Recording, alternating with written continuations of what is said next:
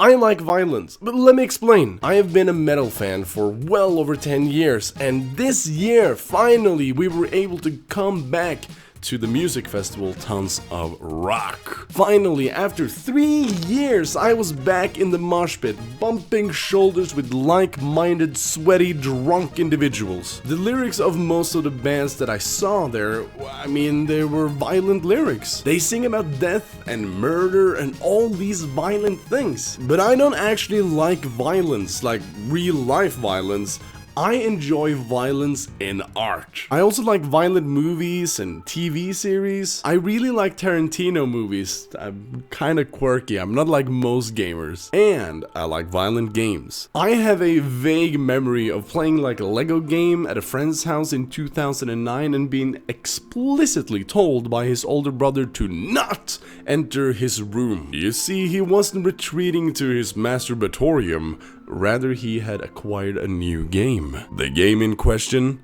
Left 4 Dead 2. So we snuck out to outside his door and peeked through a crack in the door. And what we saw was awesome. Shooting zombies, helping your teammates, going ham with a pan, it was great. My past experiences were Super Mario Galaxy and goddamn Wii Fit, and now you're telling me that I can kill stuff? This led me to buy it for myself, in secret of course, because I wasn't allowed to play those kind of games. I'm sorry, Mom. I bought it and downloaded it for my shitty Samsung PC, and it took like 3 days to download. When it was done though, glory. I shot zombies day and night, and the experience led me down to a road of other great games. I was an avid Assassin's Creed fan for the longest time. You know, hacking and slashing mofos left and right. I personally didn't care for Black Flag, and I am ready for your hate. I am sorry. I am so sorry. I started loving shooters because of it, playing Call of Duty Black Ops 2 every single goddamn day when I came home from school, getting concerned looks from my mom because I was killing like 26 people, not even flinching. A lot of games feature acts of violence. Actually, I'd go as far as to say that most games are built on violence. But what is violence? Merriam-Webster defines violence as the use of physical force so as to injure, abuse, damage, or destroy. So, do any games come to mind? Almost every game has violence in them based on this definition. Mario games, Zelda games, even gosh darn Pac-Man. But can you kill what is already dead? Yes, you can. Even when playing Jubbly Bubbly Kirby, you suck up motherfuckers and kill them with their own powers. You're violent in most shooters. The enemies are violent in almost all horror games. And in fighting games, I mean, there's a lot of mutual violence. Violence is the tool that you use in almost all games to get to the end. You gotta kill Bowser to get to Peach, and can't get to the next mission in Call of Duty without no-scoping a couple of clowns. So, which games aren't violent at all? You'd think that we could gauge this from the age rating, but as we've seen, even games listed E for everyone indulges in violence every now and again. Well, puzzle games are often not violent at all, like Peggle, Polybridge, and Tetris. But then again, you got games like Helltaker and, Portal. I think, is violence against robots still bad? I think so, Well then, what about sports games? Well, boxing is a sport technically, and you know, knockout. Then all we have left are learning games and some casual games. If you want to avoid general genocide, might I recommend Animal Crossing. I've had a great and peaceful time with that.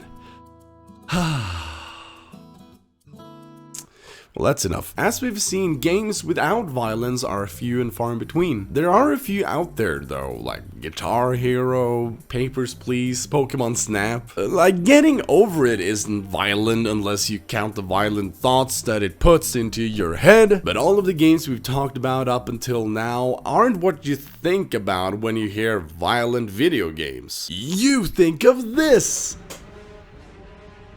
Right?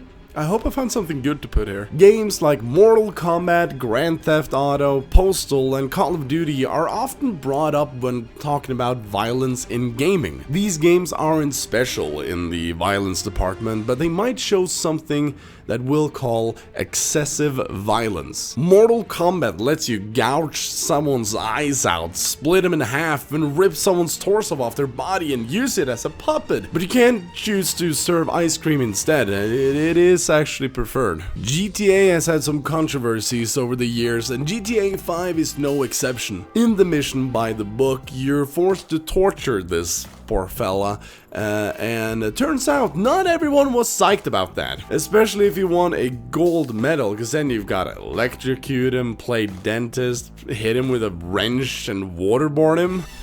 But you can ride a jet ski. Call of Duty is famous for being inherently violent, you know, since you're shooting folk. And the No Russian mission is famous for being too violent. Actually, to the point where you're allowed to skip this mission if you want to. Still better than the lobbies. My mom's a what? And the Postal games, well,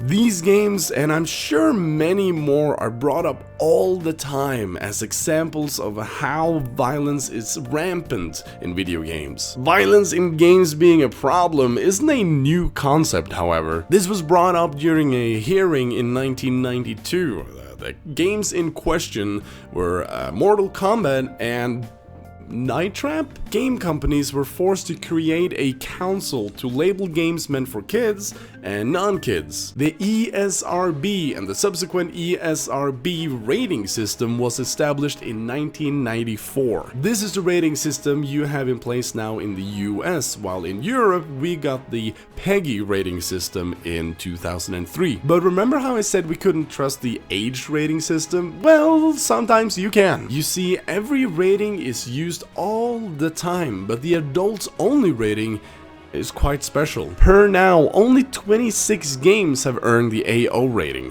The only way you can get an AO rating is if your game's too goddamn sexy or too goddamn gory. Only 3 games were rated adult only based on their violence, and I'm going to talk about 2 of them because one of them is Thrill Kill, and that was never released. You can find footage of it and it looks weird and goofy.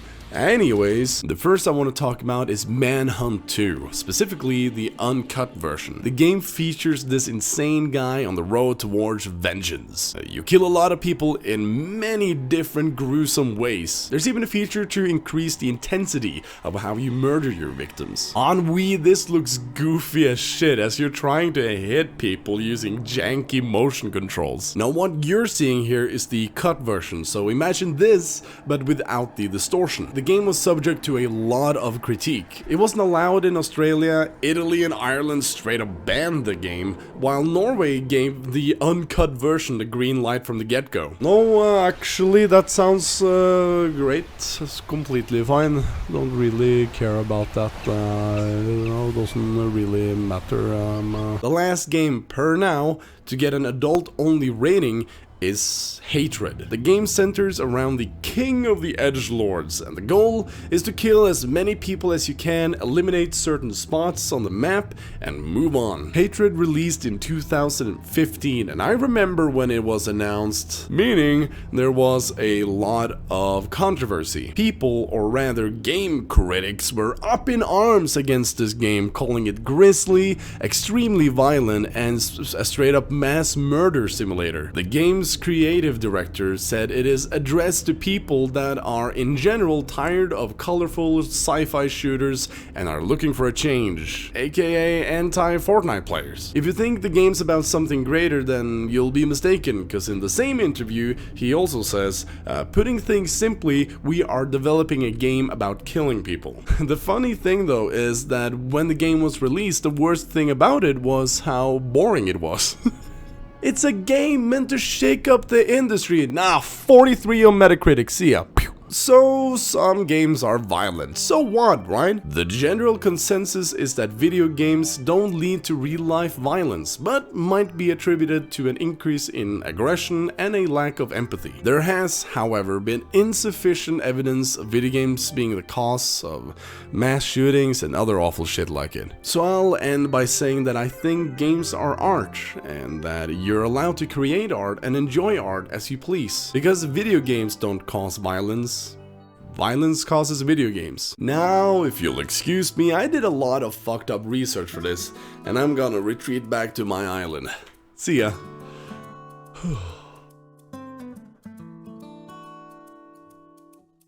Hi, me again. This isn't an ad, just to be clear, I don't make any money off of this yet. I just want to thank you all because of how the last video was received. I have never experienced anything like it before, and it was just awesome to see the views go up and to read all of your comments. A lot of positive and insightful comments, to be fair, but one guy just said, "Yeah, well, you're a fat nerd."